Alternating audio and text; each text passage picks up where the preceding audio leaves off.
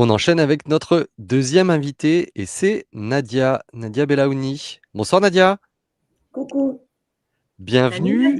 Nadia. Tu nous Merci. viens, tu nous De viens également l'invitation. de l'Hérault. Toi, c'est la Oui. 9e circonscription de l'Hérault. Mm. C'est ça, c'est limitrophe, mais toi Oui, plutôt du oui, côté de Lunel, il me semble, hein. exact. Une partie de Montpellier, quelques quartiers de Montpellier, et puis on longe la côte autour de la Grande Motte. On rentre un peu dans les terres vers Mauguio, Carnon, qui est toujours sur la côte, et puis on arrive sur Lunel, qui est du coup limitrophe avec le département du Gard. Très bien, donc plutôt à l'est. Mm.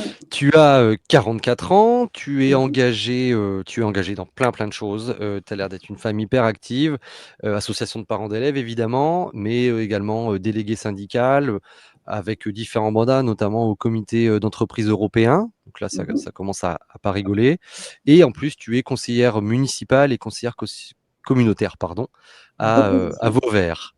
Alors, oui. Ton, ton, ton sujet de prédilection, ce sont toutes les questions de justice. Mhm. Ton premier engagement date de 2006 avec la lutte contre le contrat première embauche qui avait fortement mobilisé la jeunesse à l'époque. C'était aussi un de mes premiers engagements. Pareil. Tu adores cuisiner les quiches. Ton livre préféré, c'est L'enfer, c'est les autres de Jean-Paul Sartre. Tu as honte de fumer des cigarettes, moi aussi, mais voilà, on n'arrive pas à s'en empêcher. Ton savoir-faire insolite, c'est que tu arrives toujours à trouver des solutions. Et donc, je propose que tu deviennes la députée Géo Trouve-Tout. Alors, ça pourrait le faire, parce que, mais c'est toujours, enfin, c'est un peu insolite en général, hein, les chemins par lesquels je passe, mais à 44 balais, je peux dire que oui, si j'ai un truc, c'est qu'il m'arrive beaucoup de trouver des solutions. Ah, tu sais que tu es une femme précieuse hein, si tu trouves des solutions. Ben, Ah, c'est juste être pragmatique en fait. Mais bon, je dis bien, c'est des fois un peu, voilà, c'est outside the box, comme dirait. Mais quand les gens suivent, ça marche. donc, À voilà. 44 balais, t'as de quoi faire le ménage, du coup. Alors, oh. oui, mais il n'y a que, oui, il y a pas 44 candidats sur la Circo, donc j'en garderai pour les autres, pas de souci. Mais bien joué, elle était pas mal. Ouais. Allez, on enchaîne avec la question honteuse.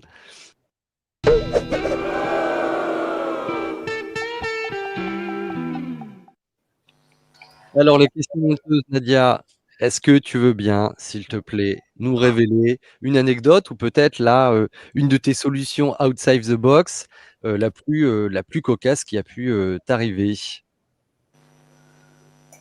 Alors, il y en a une à laquelle je pense, mais elle touche un peu. Bon, le légal, c'était sur un plan social que j'ai eu à négocier, mais celle-là, je ne l'aborderai pas maintenant, mais je veux bien la donner en exemple à l'Assemblée. Sinon, ouais, bon, allez, au niveau du comité d'entreprise, on n'avait pas beaucoup de moyens à l'époque quand j'ai commencé. Et puis, on avait besoin à un moment de rédiger des PV. Et comme on n'avait pas les moyens, on ne pouvait pas se payer les entreprises qui rédigeaient les PV à ces tarifs-là. Et j'ai fait un appel à tous les copains, etc., s'ils avaient quelqu'un qui était en situation de chômage ou quoi que ce soit, qui accepterait de dépanner avec nous, avec un statut auto-entrepreneur. Et puis, une collègue avait sa belle-sœur sur Lyon. Donc, la boîte est basée à Paris. Moi, je suis basée entre Montpellier et Nîmes. Et la collègue a trouvé sa belle-sœur qui est sur Lyon et qui a accepté de faire ça pendant qu'elle était en congé parental. Donc, on lui a envoyé des bandes audio et elle rédigeait les PV. Et puis, c'est devenu une vocation. Et 2 ans après, elle a un peu augmenté ses tarifs. Donc, on a dit qu'on ne pouvait pas trop suivre, etc. Voilà, mais qu'on était super content pour elle et qu'on lui ferait une recommandation. Et c'est devenu son métier. Elle est elle est devenue, grâce à toi, transcripteuse de bandes audio de réunion. Ouais, elle a fait de l'administratif délocalisé en secrétaire indépendante, en fait, en assistante indépendante. Et comme elle avait travaillé pendant 2 ans sur des PV de CE, de comité Bah ouais. d'entreprise, elle avait développé un savoir-faire et puis elle est passée d'un client à une activité pérenne à l'issue de son congé parental. Tu vois, déjà, tu as créé un emploi, c'est énorme. Formidable. Ouais, c'est pas trop le seul, mais oui, d'accord, ok. C'est pas le Non, mais seul, c'est bon. c'est pas le seul. Bah ouais, bah voilà, c'est pas le seul. Allez, la question Rousseau. C'est quoi la loi que tu veux? Hein? C'est quoi? Alors la question Rousseau, c'est très simple. C'est Sandrine Rousseau qui organise des assemblées citoyennes pour demander à ses concitoyens le ou les sujets prioritaires qu'elle devra défendre à l'Assemblée. Donc du coup, toi, je te retourne la question. Au vu de ta circonscription, de tes retours en porte-à-porte, quelle est la première loi que tu souhaiterais faire adopter quand tu seras élu à l'Assemblée nationale? Alors, au regard justement du porte-à-porte et des échanges que j'ai et des constats que je fais depuis des années, mais en particulier de manière beaucoup plus concentrée pendant la campagne, clairement une loi sur l'inclusion. Mais l'inclusion avec toutes les lettres en majuscules. C'est pas que l'inclusion du handicap visible, c'est l'inclusion dans sa globalité, c'est-à-dire que tous les laissés pour compte, et il y en a dans divers domaines finalement, l'inclusion sociale dans tous les domaines. Donc ça passe par les enfants en priorité, parce qu'ils sont de plus en plus recensés en besoins spécifiques. J'aime pas trop le terme de handicap parce que il est un peu négatif dans la parole française depuis quelques années. Donc j'opte plutôt pour l'option anglophone qui est de besoins spécifiques. C'est Besoin pas des particulier, personnes ouais. forcément à qui il manque quelque chose. Ils ont juste un besoin spécifique comme n'importe quelle autre personne. Et en l'occurrence, ils sont un peu vulnérables à certains niveaux et c'est à nous, société, de, de combler en fait ce besoin. Ouais, je te remercie d'évoquer ce sujet, Nadia, parce que justement, j'avais eu deux, trois retours là, et je pense à ma camarade Alix que je salue, qui regrettait que la question du handicap, au sens, voilà, de manière générale, toutes les questions d'inclusion et de justice et d'égalité, hein, voilà, c'est des principes de justice et d'égalité qui sont derrière, soient trop peu évoqués dans la campagne présidentielle, dans les campagnes législatives, et puis elle se disait ah, quand est-ce que vous allez en parler dans Prune Bonbon, grâce à toi, on le fait. Et voilà, je te remercie parce que c'est en fait près de 12 millions de personnes hein, qui sont concernées d'une façon ou d'une autre par une certaine forme de handicap. Et voilà, ça commence à faire, ça commence à faire du monde. Et bien souvent, leur condition n'est pas traitée à leur juste valeur, quoi, tout simplement. Non, alors il y a 12 millions qui sont recensés. Certainement qu'il y en a plus qui ne sont pas Mm. recensés, puisqu'il y a plein de gamins, par exemple, qui n'ont pas le droit au diagnostic avant l'âge de 6 ans et encore. C'est vrai, Et c'est puis, vrai. il y a toutes les personnes qui sont autour de ces 12 millions et plus qui sont Bien sûr, les atteintes. familles. Et ça prend des proportions pas possibles et on est la 6e puissance mondiale et je ne comprends pas que ça soit encore un sujet, alors même qu'il y a eu quelques présidents qui sont passés en faisant leur objectif premier et on en est encore au Téléthon, quoi. Et puis mine de rien, la grande loi du handicap de 2005, qui a apporté quand même hein, des gros progrès, mais en fait, elle date de 2005, hein, donc elle a maintenant plus de 15 ans. Il serait peut-être temps de passer à une étape supérieure, hein, ça c'est évident. Hein. Oui, et puis si on continue à casser l'école comme on la casse, c'est pas comme ça que voilà, l'école, l'hôpital, toutes les infrastructures en fait pour faire du lien et pour prendre en charge au niveau de la société, il n'y en a plus. Alors éventuellement dans une ville avec une grosse métropole, il peut y avoir de l'infrastructure, mais encore il faudrait qu'il y ait de la disponibilité de médecins, d'AESH, de personnel qualifié comme ça. Mais là, moi je suis sur une circo qui est un peu balnéaire au milieu, et puis sur les extrêmes, elle est citadine et complètement rurale. C'est juste la cata. Mhm. C'est juste la cata. Et ça a des conséquences dramatiques pour les familles, puisque souvent, c'est les mamans qui s'y collent pour x, y raison, mais elles ne travaillent plus, elles sont là à traiter, à essayer de gérer leurs enfants au mieux. Des fois, c'est un enfant dans la fratrie, puis les autres, on en fait quoi? Tout le monde vit au rythme de cet enfant. Il ne peut pas aller à la cantine parce que il est trop, il a une excitation un peu trop forte. Il ne peut pas aller à un institut spécialisé parce que il n'y a pas de place, parce que c'est à 40 km. Enfin, c'est des histoires dormir debout. Moi, j'ai un petit voisin qui est diabétique de naissance, donc, et qui est pris en charge complètement, Mhm. qui est régulièrement appareillé. Il se retrouve à faire 40 bornes le matin et le soir en taxi sanitaire, parce qu'à un moment, il doit aller dans un institut équipé pour recevoir des enfants malades. Donc, il est entouré d'enfants malades et qui ont différentes maladies, donc pas forcément comme la sienne. Et puis tout ça, et il fait 40 km le matin, 40 km le soir, il est en CM1, en CE2, pardon. Tout ça parce qu'il n'y a pas une infirmière dans son école des villages. Ouais. Donc ça prend des proportions pas possibles, parce qu'il n'y a pas 12 mètres carrés avec une infirmerie, un lit pour les gamins qui ont mal à la tête le temps que les parents arrivent, et éventuellement une infirmière qui va s'occuper de sa glycémie quand il ne va pas bien, mais qui va aussi servir à détecter des problématiques de motricité ou quelque chose d'un peu cognitif chez un gamin, ou éventuellement de détecter une violence ou un harcèlement. Donc on marche vraiment sur la tête. Ça, pour marcher, ils ont marché, mais ils ont cavalé fort, quoi. Mais bon. Voilà. Et les gens dans ta circo, ils sont réceptifs à ce genre de choses? Ils sont, en tout cas, dans la panade. Ça, c'est sûr. Non, parce que là, ce que tu évoques, c'est ça rejoint toute la problématique qu'on a pratiquement à chaque fois sur les services publics, sur les déserts médicaux, les déserts culturels. Il y a des déserts partout, en fait, des déserts éducatifs. Et j'imagine la taille du chantier qu'il y a à faire, quoi. Et les gens dans ta circo, si toi tu leur parles de ce type de problème-là, est-ce qu'ils sont réceptifs à ça ou à l'ensemble des services publics? Alors, d'abord, je les laisse parler parce que c'est eux qui alimentent, en fait. C'est eux qui font part de leur expérience. Et elles sont vraiment douloureuses. Elles sont lourdes et douloureuses. Et elles sont quotidiennes. Par contre, ce qui est dramatique, c'est qu'ils ont perdu confiance. Ils ont l'impression d'être seuls au monde et que c'est une fatalité permanente et perpétuelle.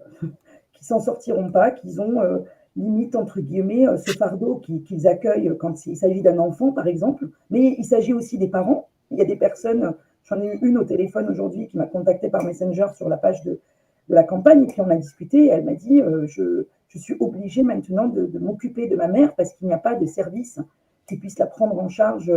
Donc elle s'est mise, elle a la possibilité de travailler depuis chez elle, et elle faisait part, par exemple, qu'elle aurait voulu être militante, mais qu'elle n'est pas capable de le faire en ce moment parce qu'elle est obligée de veiller sa maman en permanence. On est en 2022, on est en France, et on est juste la 6e puissance mondiale, et des milliards, on sait en trouver pour des tests, j'allais presque dire photogéniques, mais qui partent comme ça, et puis il n'y a toujours pas d'infirmier à l'hôpital, quoi. Et tu le vois arriver, le projet, là? C'est que chacun va faire du télétravail, chacun va s'occuper de son malade, et on va tous devenir infirmière avec un deuxième travail, quoi. Ou infirmier. Alors, première possibilité, on n'en veut pas, ils se le gardent. Ils peuvent faire du télétravail si ça les intéresse, en permanence. Ils peuvent s'occuper de leurs parents si ça les intéresse. C'est un pays libre, donc s'ils veulent, certains, enfin ceux qui sont au pouvoir actuellement, s'ils veulent le faire, ils peuvent le faire, mais ils ne peuvent pas nous l'imposer, quoi. Ou alors, il va commencer à y avoir de la fuite. Ça a déjà commencé dans certains domaines. Si c'est pour que tout le monde fuit la France, bon, je ne vois pas trop l'intérêt non plus. C'est pas eux qui vont faire la 3e puissance mondiale. Hein. C'est pas avec leur capacité et charge de travail qu'ils vont réussir. Donc, il y a quelqu'un dans le chat qui dit quelque chose qui est très juste, c'est qu'en fait, il manque rien aux personnes handicapées, enfin, entre guillemets, que le handicap est environnemental, parce qu'en fait, c'est l'environnement qui est inaccessible, en fait, tout à fait. aux personnes handicapées, et qu'effectivement, la France est le seul pays développé à pas financer son édition adaptée, donc pas de manuel scolaire, pas de livre accessible aux élèves handicapés, pas de scolarisation correcte, pas d'études supérieures, pas d'inclusion professionnelle, pas d'accès à l'information, à la culture, à la citoyenneté. Et que c'est vrai que c'est très honteux pour un pays comme la France, justement, de voir que tout ça est complètement inaccessible pour ces personnes-là, finalement. Et tout part de là, en fait. Si on ne fait pas attention aux personnes vulnérables, ça en dit long sur qui on est, en fait. C'est juste ça. Et ça peut arriver à n'importe qui. C'est surtout ça que j'ai en conscience en permanence. Parce que d'abord, un handicap ou un besoin spécifique, ça peut intervenir dans la vie de n'importe qui à n'importe quel moment. Et c'est pas parce que, par exemple, on a eu des enfants en pleine santé au départ qui vont le rester ou qu'on va le rester, etc. Ça n'arrive pas qu'aux autres. Bien sûr. Voilà. Oui. On peut plomber l'ambiance. Non, mais non, mais justement, non, mais c'est bien voilà, d'évoquer ce sujet, de se le remettre en tête, et puis parce que le combat, il fait que commencer sur ces sujets, quoi. Ouais. Ouais. Mais on va détendre un petit peu l'atmosphère avec la question prune.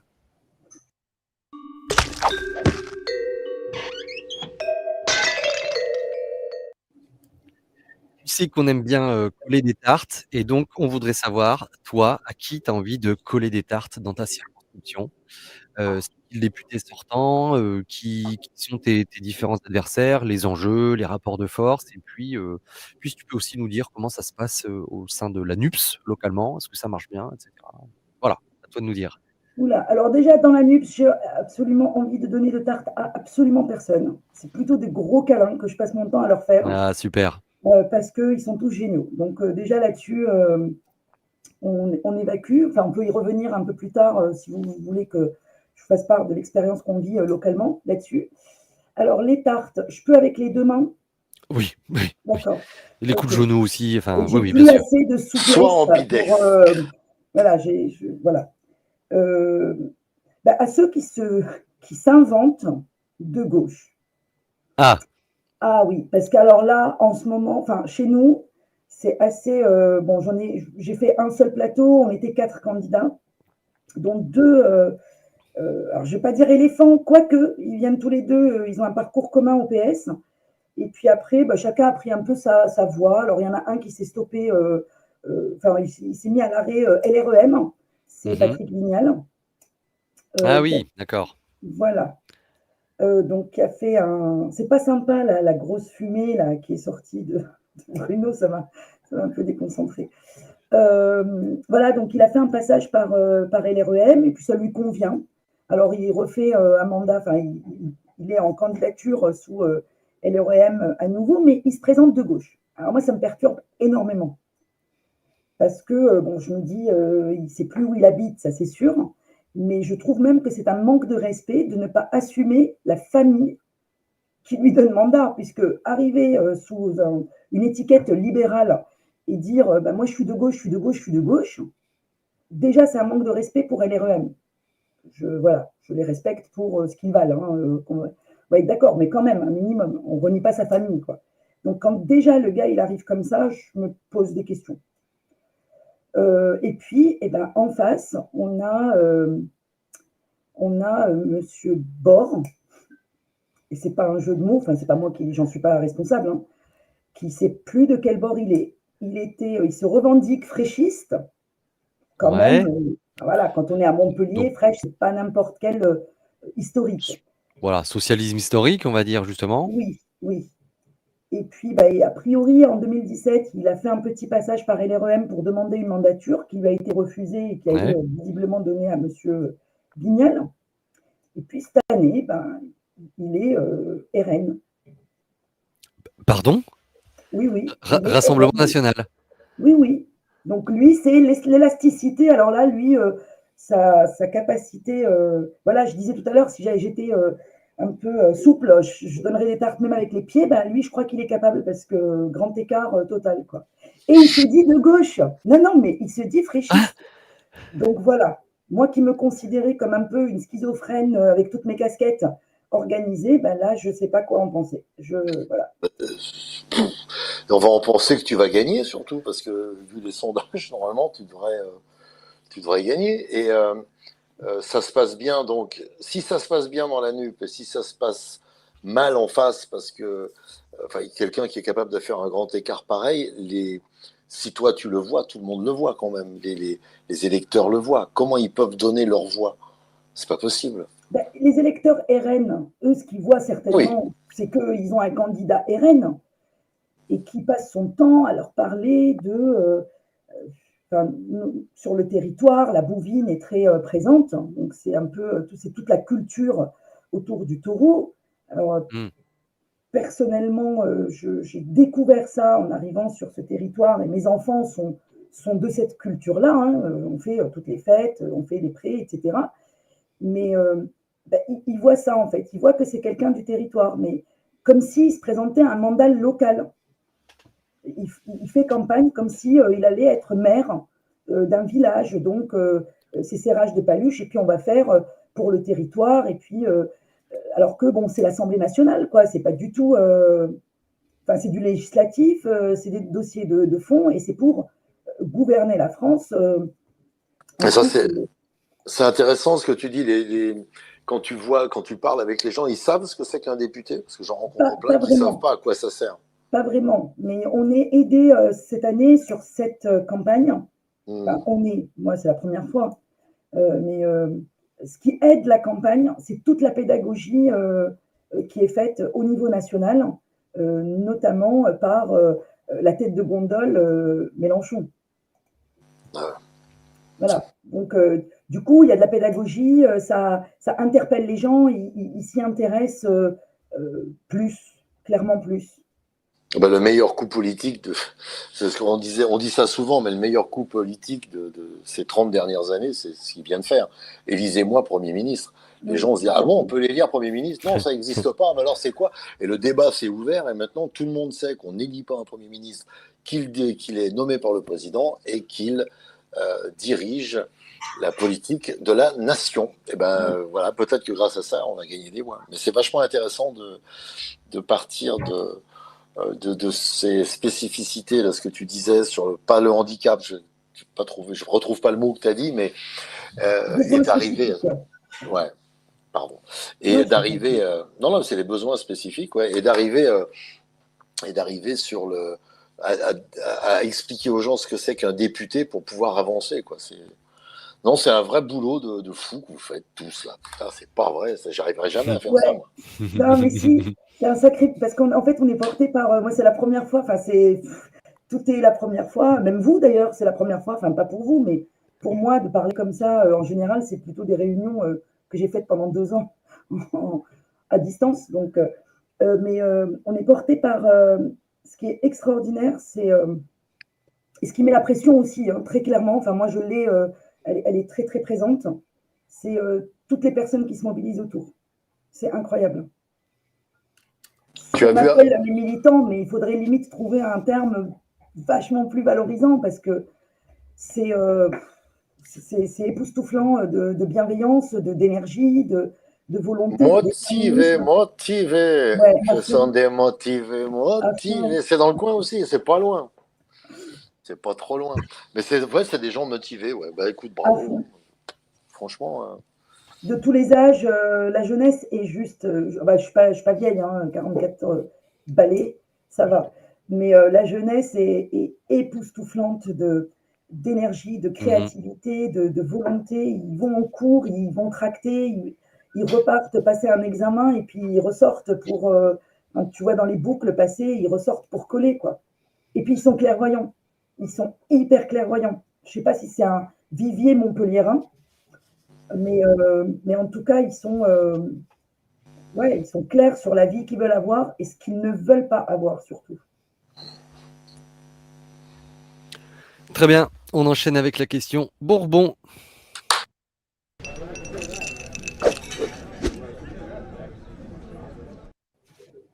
La question Bourbon, Nadia, c'est l'occasion pour toi d'exploiter le centre de service qu'on essaye d'être avec Prune Bourbon et donc de demander ce dont tu as besoin pour gagner. Est-ce que tu as besoin de compétences techniques, de compétences humaines, de renforts militants? J'ai l'impression que non. Peut-être de soutien financier. Enfin voilà, si tu as besoin de quelque chose, c'est le moment de le demander.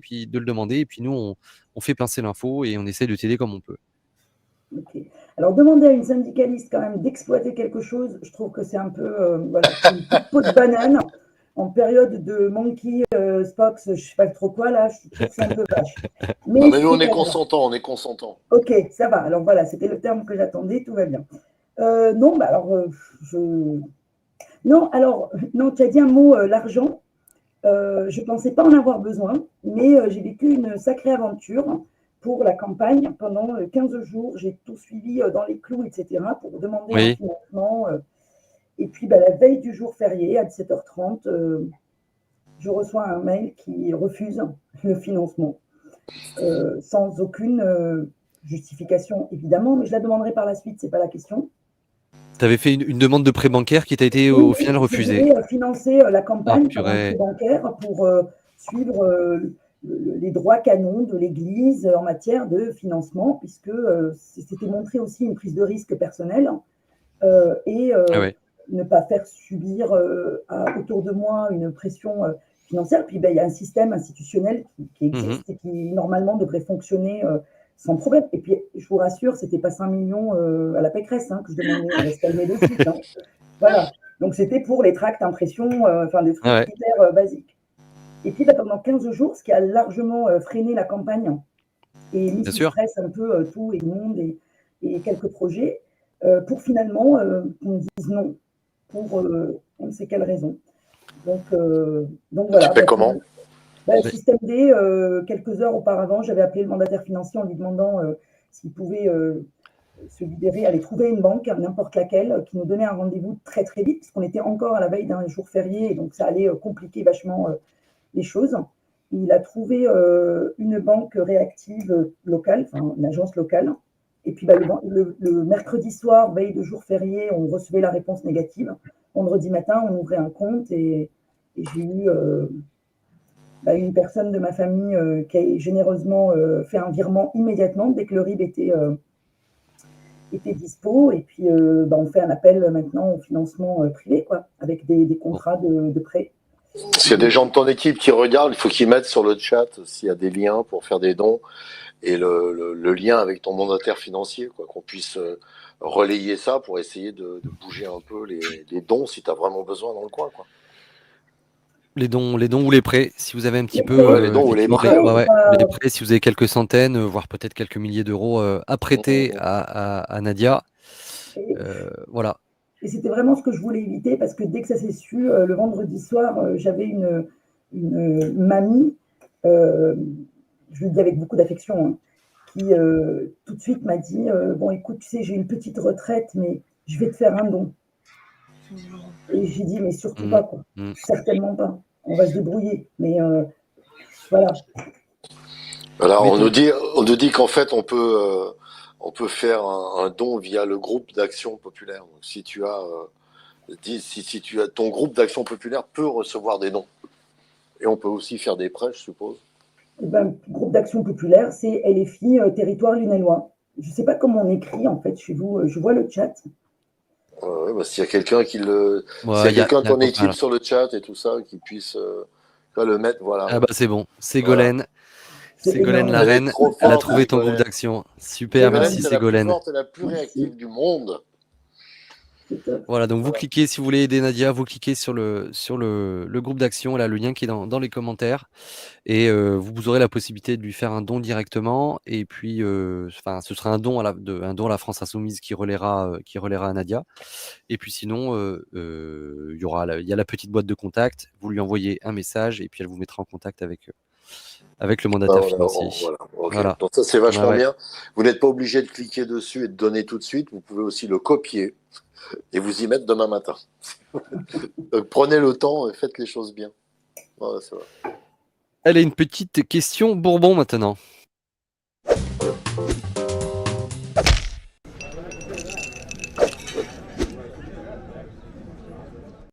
Vous aurez remarqué que j'ai cliqué au mauvais endroit, et donc la question Bourbon on n'a pas encore fait. Mais bien sûr que si, on a fait non, mais non, pardon. C'est la question ninja.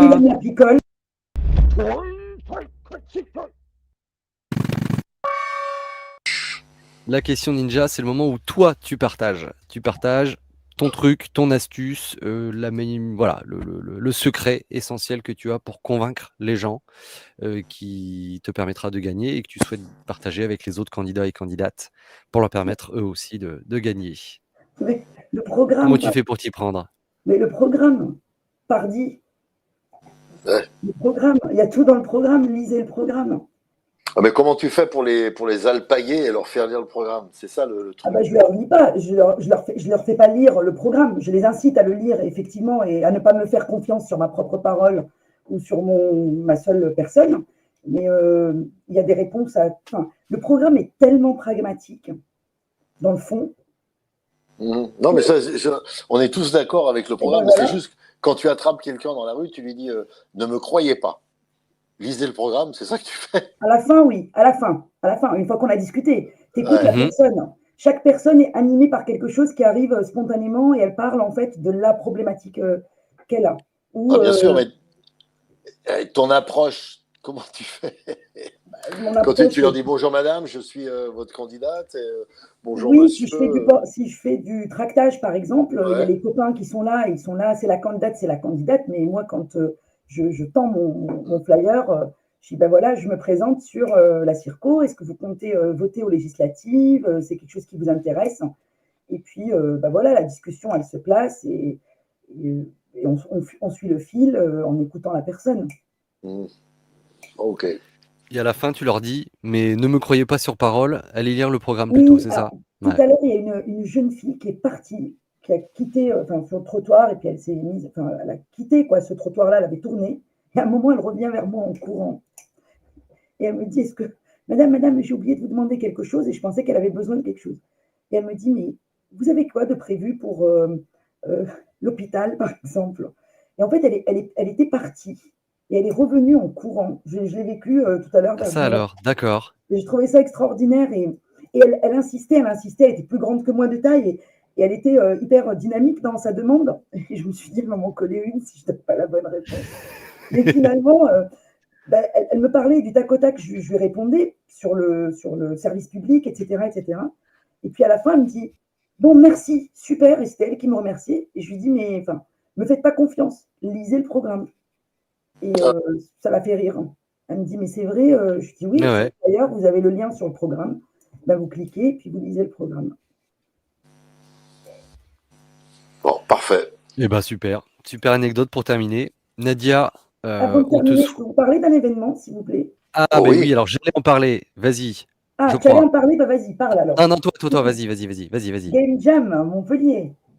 Yes, j'avais Voilà. préparé le visuel. Alors dis-nous. Game News.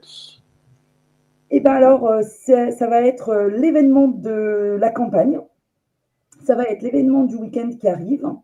Et c'est un événement qui part de Montpellier, capitale, on va dire européenne, mais certainement bientôt mondiale. Il n'y a pas de raison de tout ce qui est création, vidéo, jeux, etc.